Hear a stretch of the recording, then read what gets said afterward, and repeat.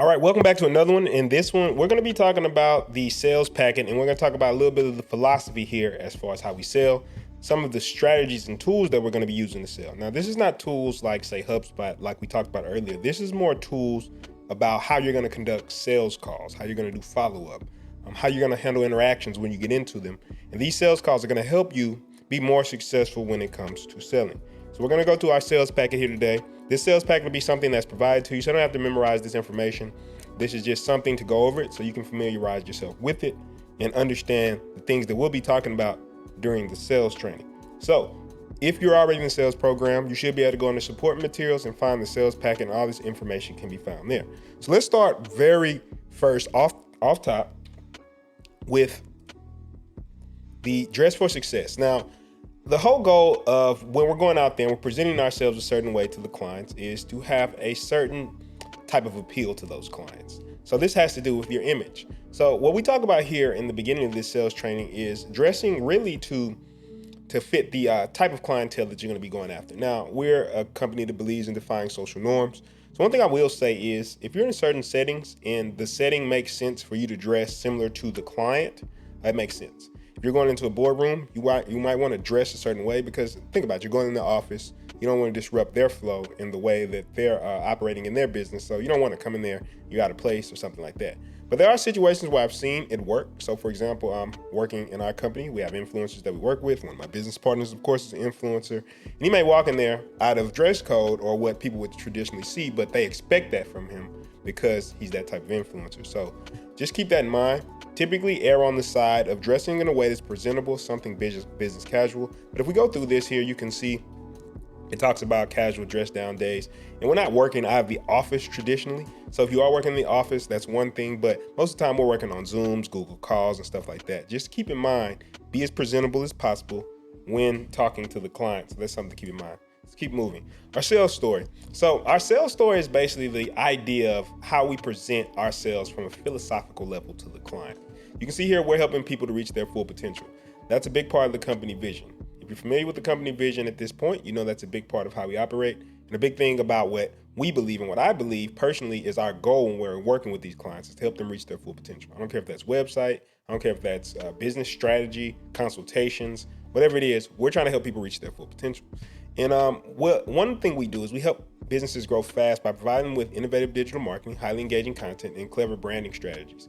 And we always evolve this sales story, but these are some things that you can take with you in order to understand what we're going to be doing, what our clients are looking for. So let's look at some of these.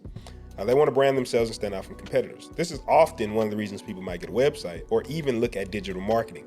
But by understanding these things, you start to get an idea of what the customer is going to want. Remember we talked about customer personas? All this goes together. So understand the sales story, understand some of the things we do, and make sure to stay up to date. The sales packet will have the most up-to-date information on this. So make sure to look at that when you're thinking about looking at the sales story. This may be subject to change as we offer more products and services. So make sure to think about that. Next, let's talk about the sales tools when it comes to the 10 things you need to understand. We really made it a little bit more than that, but the Centiverse mindset. So the Centiverse mindset is all about, working together, the mindset that we all thrive together. My whole goal here is to make you as successful as possible. I know it just sounds like something people say, but it's the truth. This is why we sit here, we create these videos to give you the tools that you need. But at the same time, I expect this to work two ways, like a family. If I'm giving you information, I'm giving you the tools to succeed, well, the goal is for it to be a win-win, for us both to succeed. It's one of my favorite books actually talks about that, which is The 7 Habits of Highly Effective People, and it's creating win-win situations. So if I help you win and you help me win, we all win. And I'm just going to want to help you win more, and vice versa. If you help me win, I'm going to want to help you win more, and it just keeps going. Be teachable. It's nothing worse than somebody who comes in and says, I already get it. And I learned this really a long time ago that really it's not about knowing things. A lot of times it's about how you organize things to be effective. You could know something, but you still can't put it into practice in a way that's effective. So being teachable is not about if you know everything, it's about do you know a strategy that's effective? So if we have strategies that are effective, be teachable enough to learn them. Cooperation. You're going to be working with different people. Sometimes you're going to be working with people who help you fulfill your projects. You're going to be working with other sales reps. You may even be working with us closely as far as getting something pushed through, bringing us people in, leads and stuff of that nature. So you want to be able to cooperate. And if you're somebody who's very selfish, you're not cooperative, you're not going to last very long, because that's what we're big on: cooperating, collaborating, and working with teams in order to make things happen. Self-discipline. One of the big things that we think as sales reps here, and what we think as a company here, is that you have to be able to discipline yourself. You're going to have to show up to these meetings. You're going to have to get this training, just like this you're watching right now. If you're watching this, you're going to have to discipline yourself to watch the videos, because this is how you make your money. And by having that one trait, this is a huge tool that we have. And that's why I say this is more the mindset, the philosophy, the ideas when it comes to selling for us. Optimism. We want you to be happy. We want you to come in with a positive attitude. We don't want you to be negative, because we're never going to be negative. There's time things happen. There's times you might lose a sale. There's time things go bad, but we have to be able to look at situations and say, what was good from that? What did I learn from that? How can I grow from that? And that's what you're going to see from us all the time. In our system, we have after action reports, which are literally designed to each week look at what we did and look at ways that we can be better in the future. So that's something to think about. Be persistent. Just because somebody gave you a brush off, because sometimes a brush off doesn't mean no, but sometimes people are just they forgot the invoice, they didn't follow up, or they forgot the email, whatever it is. Sometimes you got to hit them up a couple times, and we're going to give you strategies about how to hit these people up consistently. And we even have automations that follow up with people for you, but the whole point is we want you to be persistent. Go chase back down some of those leads and say, hey, want to see if you're still interested. Those are the things that are going to get you those sales, because a lot of times people don't tend to buy from you on the first interaction. They tend to buy from you on multiple interactions. So that's something to think about. Taking initiative.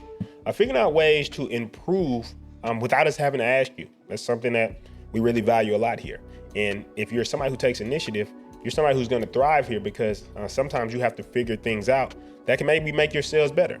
I don't pretend that we have the answer to every solution. We've developed a lot of tools and strategies that are going to help you be successful. But if you take initiative to develop new strategies and new techniques that you see working, and then that's going to be huge when it comes to being successful here. Resourcefulness. Once again, kind of along that same vein, but being able to think on your feet and find ways to succeed, maybe that even if you don't have everything that you need. Because as we grow, we're going to give you more resources. But resourcefulness is one of those things where you don't have all the answers, but you figure out a way to get those answers. You figure out a way to get the right person on the phone. You figure out a way to make it where you can get those people in, you can close those sales. And we're going to always give you as many resources as possible, but it's going to be up to you to think on your feet sometimes and close those sales.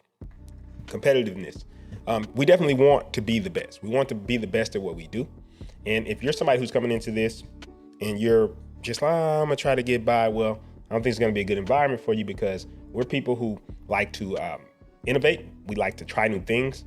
We like to dominate anything we do. And that's what we're building. We're building a sales team here that wants to be competitive. They want to go out there and really have fun with it, right? To me, competition doesn't have to be such a negative thing.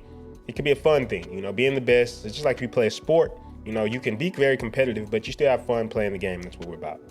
Accountability. This one is huge.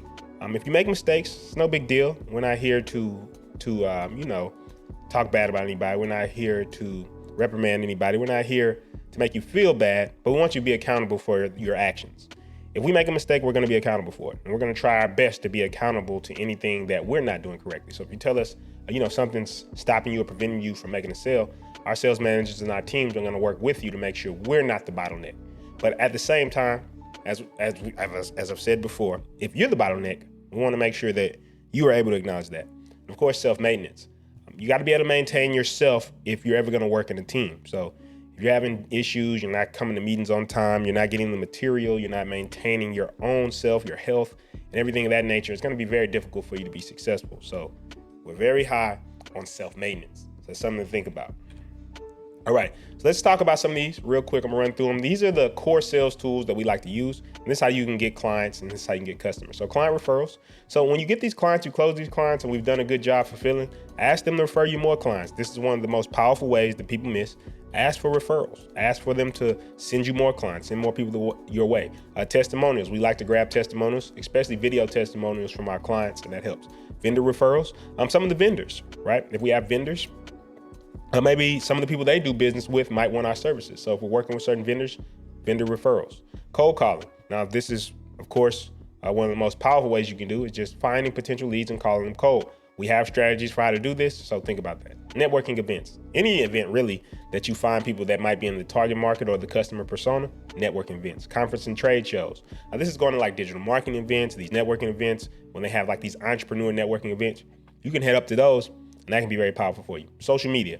Of course, social media is powerful. I'm just talking about that you sell these things or just getting the word out there that you have these things available and that you can help people get their website done. You can help digital marketing. You can help when it comes to developing their business. All these things, getting them out there is going to help you be successful as a sales rep. Emailing potential clients. And we have templates to help you with emails so you can prospect with emails. But these are other things that you can use in order to be successful. Centiverse frameworks, that just goes down to how we do sales calls. We have strategies for how you actually conduct the sales call, how you do emails, how you leave voicemails, all those things are there. And role playing helps us figure out how to do the sales calls and stuff when we're in the field. So we'll practice with role playing, but in the field, you go out there, you execute the stuff that we do in the role play. It's very helpful. I find it very helpful for every rep that's used it. And it makes you really think on your feet because we're going to throw some curveballs at you in that role playing. Now, what are the 4 objectives of the sales interaction? Now, a lot of these we're going to go more in depth in another video, but this is just a short overview. So 1, set an appointment. Sometimes you don't want to get a closed sale. Sometimes you want to just set an appointment. Gather information. Sometimes you want to learn more about the company, then you're going to call back later. And a lot of people miss this step. So if you're doing cold calling, a lot of times you don't want to call that first time because you're going to hang up. But maybe you're going to call and say, hey, how's it going? I'm just interested. Who's this at this person, or who does this and who does this? And you'll be surprised. They'll give you a lot of information. Then you call back a couple of days later and say, hey, I want to talk to such and such. I want to talk to John. And they're like, okay, I'll patch you through. And all of a sudden you're talking to the person. So yeah, I think there's different objectives you can use. Of course, close a sale. That's what we all want to do. Or build familiarity. Sometimes you're not looking to close. Sometimes you're looking to just warm them up, get familiar with you, get familiar with the business. Then later down the road, you can get a sale out of it. 10 types of commitment. I won't go through all these, but I'll go through a few of them just to kind of understand what this means. And when we get commitments from people, we want them to commit to certain things. By understanding this, you understand that there's process to this. Now, if you've ever done sales, you'll realize that people do this all the time. So commitment of time. Commitment of time is just calling. So a lot of times what we'll do on a call is we'll call somebody and maybe they don't want to talk right now because they could be in the middle of anything, right? Something could have just happened with their family. So we get them a commitment to another time. Hey, can I get you on a call? Can I book some time? Can you get on my calendar? Can I get on your calendar, right? Commitment of time. Commitment to explore. Think about it as a standpoint of they have a problem and they're making a commitment to explore that problem together, a commitment to change. If they're doing something right now, they're making a commitment to change the processes and systems that we're using. So we want to think about all these things when we're making a sale to what our objective is. What are we trying to get them to commit to right now? If we're sending out a proposal, we want a commitment that, hey, I'm going to look over this proposal and say if I want to go with this or not.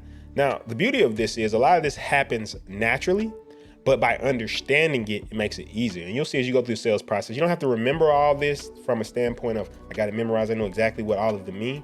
But the more you review this, the more you'll see, oh, okay, I just need to get them to commitment to do something. Let's say they're having a problem. I just need a commitment to resolve. Hey, I see that you're having issues. Let's get on the phone. Let's work this out to make sure you get the best solution to your problem. So that's a commitment to resolve. So you get what I'm saying there? All those type of things are important. And if we understand that, we're able to look at the situation and find a clear path forward because we're just using the strategy that we have here in our packet. This has to do with the basic things you're going to face when it comes to people on the phones or typical responses you get. So you're going to get reflex responses, you're going to get brush offs, and you're going to get objections. So reflex responses is like when you cold call, some people might just say off the top of the head, hey, I'm not interested. And we'll talk about some ways to overcome that. We'll go more in depth to a lot of this later, but just keep in mind that these are the basics that you get. Brush offs, hey, just send me the information, stuff like that. So brush off. Objections, we can't sign a contract right now because, this is an objection, which means they didn't say no, but basically they have an objection, a reason why they can't do it. And I'll tell you something about objections. Sometimes you have objections and then you have conditions. Objections are reasons why they can't do it. And conditions, you got to know the difference, is a reason that they would do it if a condition was met. Does that make sense? Right? Let's say they want to meet in person. They're like, yeah, I would pay $2,500, but I have to meet you in person. That doesn't mean they want to buy. They have a condition to make the person. An objection is like, we can't do it or we won't do it because of this. So if you can overcome the objection, the reason like they're saying, well, it seems to me like it wouldn't work for us because we're a trucking company. That's an objection. They have an objection to it working, but not a condition. You have to overcome that objection and show them why it will work in their specific situation. And then they will go ahead and give you the sale or award you with the sale. 5 most common RBOs, and that's just reflex response, brush offs, and objections. It's not interested, don't have the budget, too busy, send me the information, I'm overwhelmed. And what we use to overcome that is this framework right here, which is anchor, disrupt, and ask. So anchor, disrupt, and ask. Once again, I won't go into this too much, but if you see at the bottom, there's an example. So let's just go through this example. You call somebody and you say, well, we already have marketing service. You might say, that's exactly why I called. Now, the reason we do this is an anchor statement. This allows you to think. So when you get this quick rejection, you want to think. So somebody's like, no, we're not interested. So that's exactly why I called you. Most people are not interested. So what is this doing? We're anchoring, and then we give a disrupt response. So the disrupt is basically, now that I've anchored, they're not ready for that because they're expecting you to be like, oh, okay, I'm sorry. But saying something like, that's exactly why I called, and you can use different anchor statements. That's a really good one.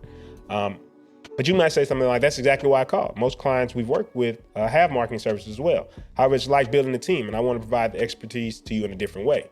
Taking both only opens you up to a larger customer base, right? So there's a company we worked with that they delivered food, like your DoorDash. And what we did was, when it came to selling on the phone with them, a lot of people say, hey, we've already got this people. And we say, well, we like to think of it as, well, that's exactly why I called. Most people are already using this.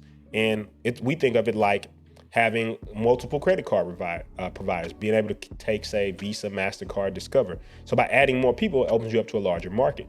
So you can see how that disrupts their mind. Like, oh, okay, well, that sounds good. Now it sounds good to them. You just ask, hey, how about we get together at 2 p.m. on such and such date? And if you're going to do this, make sure you know the exact time you're going to ask them beforehand. Don't be looking through your calendar. At that point, say, hey, if this person says yes, plan for success, I'm going to ask him for a meeting at 2 p.m. on Tuesday or whatever day.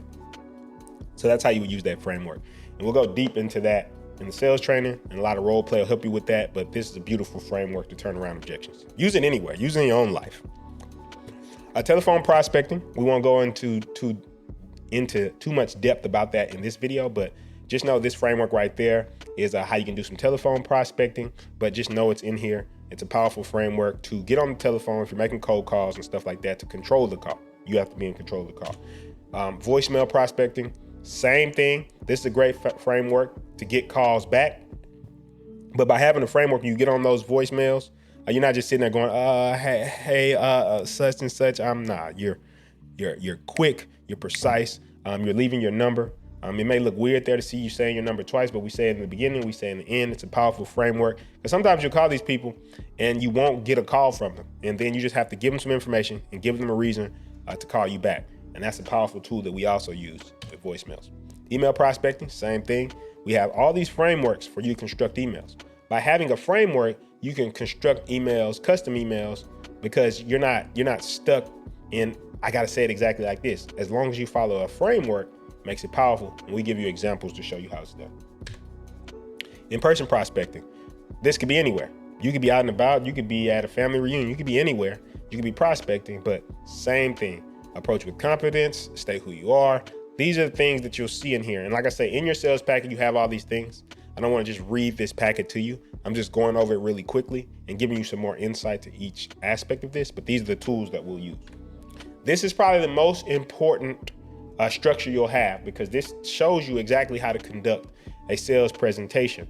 Now, I'm not going to go in depth in this. I'm going to save an entire video to talk about the sales presentation structure. But the basic thing that you need to remember about this, when you get on the phone call, in order to present yourself as a professional, to be really effective, you need to understand how to utilize the sales presentation structure.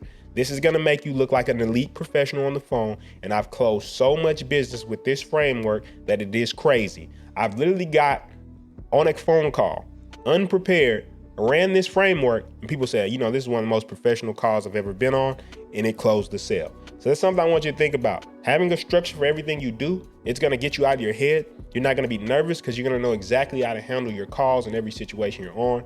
You're going to know how to go about it. And then you're going to know how to move those people into closing the sale. We'll even talk about the psychology of closing that sale and just asking for the sale at the end of the interactions, if it makes sense, because sometimes you have to get to a person who's the actual decision maker. They have to talk to their other business partner who's the real decision maker. So then you want to set up the next sales interaction, which it talks about here at the bottom.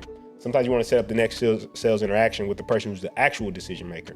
So that's something to think about. And we usually want to try to get everybody in the room the first time we present, but sometimes it happens. And that's basically everything that you'll need from this sales pack. Now, the big thing I want you to remember with this sales training is that we're going to be going in depth. And our goal is to make you somebody who's very successful at selling, very successful at presenting the stuff that we're talking about. We're going to go through things like product knowledge. We're going to go through all the things that you need to be successful here. I want to close this out by saying all that we ask from you is that you dedicate the time and energy you need to be effective at this. And if you do so, you will be able to make money, you will be able to be successful, and you will be able to accomplish your goals. And we're going to be able to build something great together. One of our core values, we believe in chasing our highest ambitions, and we want you to chase your highest ambitions too. All right, I'll see you in the next one.